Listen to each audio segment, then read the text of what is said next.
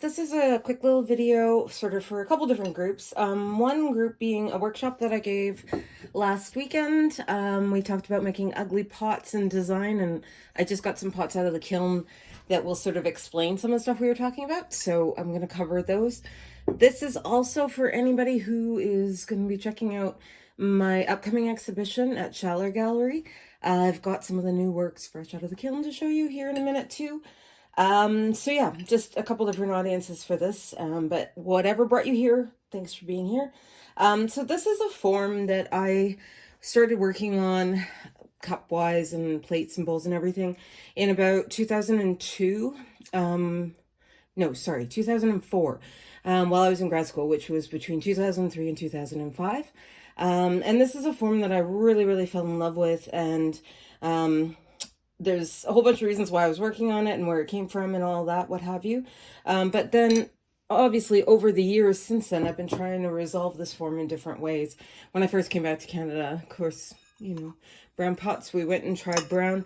And then over the years, as illustration and stuff has showed up on my pots more and more, I have gone back and sort of added it on there. But this latest kiln firing, some things came together design-wise that I'm kind of really excited about. But before we sort of talk about that cup, I want to show this thing, this ugly pot. So I brought this to the workshop last weekend, and we had a great discussion about why this was ugly, because, well, there's a lot of reasons, but there's also a lot of beauty and stuff, things that are happening, overlapping of different techniques and whatnot, that I was looking for ways to sort of resolve the difference between this style of mishima work that I do, as well as these tissue transfers, as well as just bringing in a little bit more color and joy into these pieces.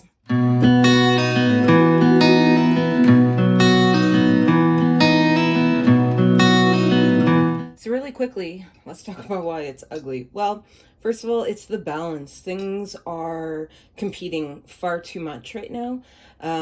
The transfers are really dark as compared to what's happening here. I'm also using matte glaze here, and it's contrasting with some shiny glazes as well, which actually I really like that push and pull back, but it needs to be controlled a little bit more.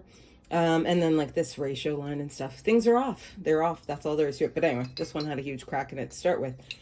But I did pull some pieces out of this last kiln where I thought, oh man, okay, there is something going on and things are coming together. This piece was one of them. I mean, it's really a simple resolution to the bottom in terms of some color, but the tissue transfer ends up on the base and then also on the inside at the base.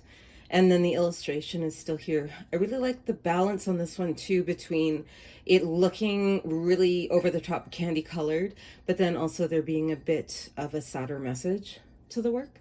Because that's kind of like even how I used to work with the Hummel figurine, sort of subverting our expectations. I think when you get up close to this one, your expectations of it being really sweet over the top get a little just, you know, pushed to the side when you see some of their faces. Some of them are all, you know, cats and happiness and fun and whatnot. But so let's talk about this bowl real quick, because this is one where I feel like, okay, there's some things that make sense and that came together in this one that balance all these different techniques and the color and everything. So it's a pretty simple bowl. This is the outside, and then the foot. So one of the things that I think was really nice in how it works is this green line that goes through. It goes through the inside and then it goes through the outside as well. And what I love is that when you sort of see it from the inside and the outside, that line carries over really nicely. So there's a relationship here between the flowers and the cat that I really like.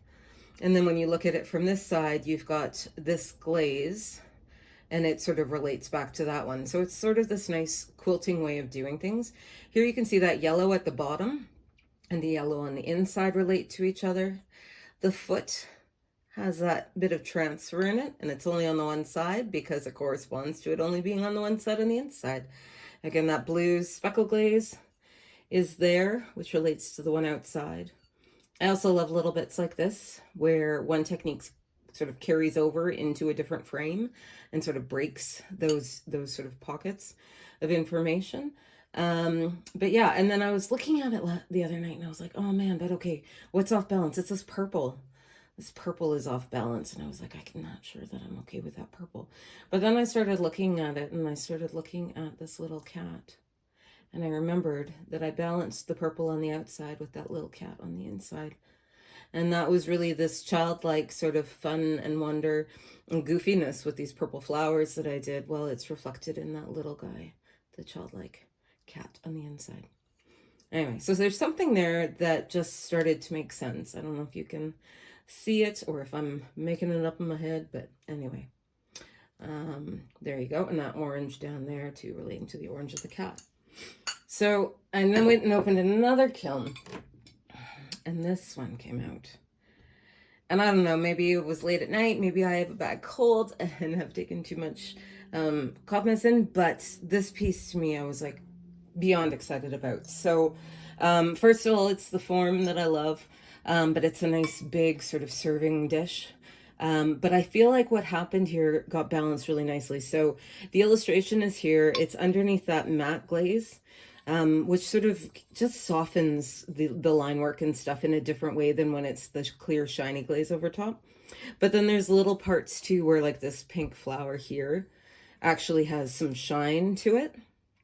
And so that relates back to these other shiny bits on here. I really like that we've got this sort of breakdown really nicely between the top and the bottom. So there's a nice light color at the top and a darker color at the bottom. And then the speckling up here relates to the speckling down there. But if this, you see how this has got two ridges, if this top part had been sort of a double to relate to that, it would have felt very bookended, similar on both sides. And I didn't want that. So I love the fact that it's sort of like two, and then these other sections, and then that other little one. And so I really love too that this part is super congested and full of information. And then we have this beautiful spot here where we can just pause, and it just becomes sort of the ground which the cat's standing on, but it also gives us a little bit of less visual noise to give us a rest. And so I feel like the amount of this is balanced well with the amount of this.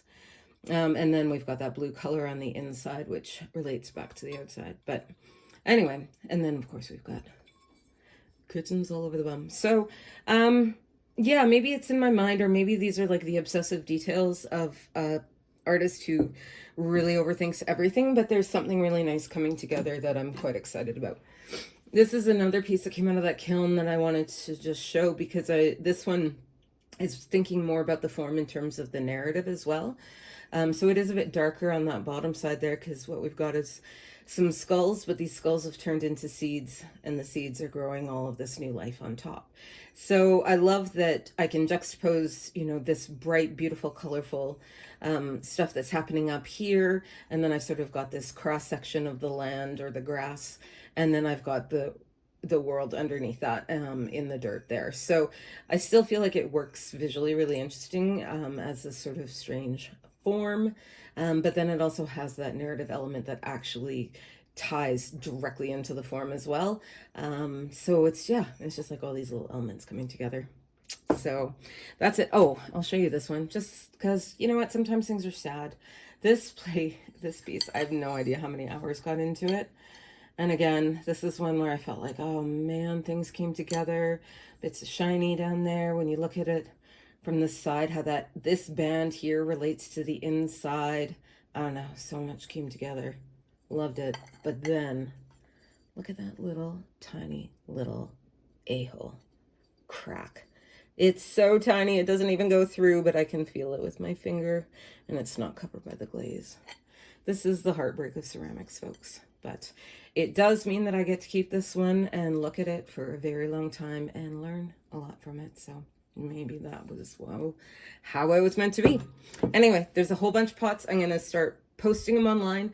And of course, they're going to be headed off to Schaller Gallery right away, and they will be available later this February. Thanks all. Yeah, shoot me a line if this is the kind of content that is interesting to you. Trying to figure out with social media lately, everything is shifting, kind of leaving Instagram, leaving Facebook.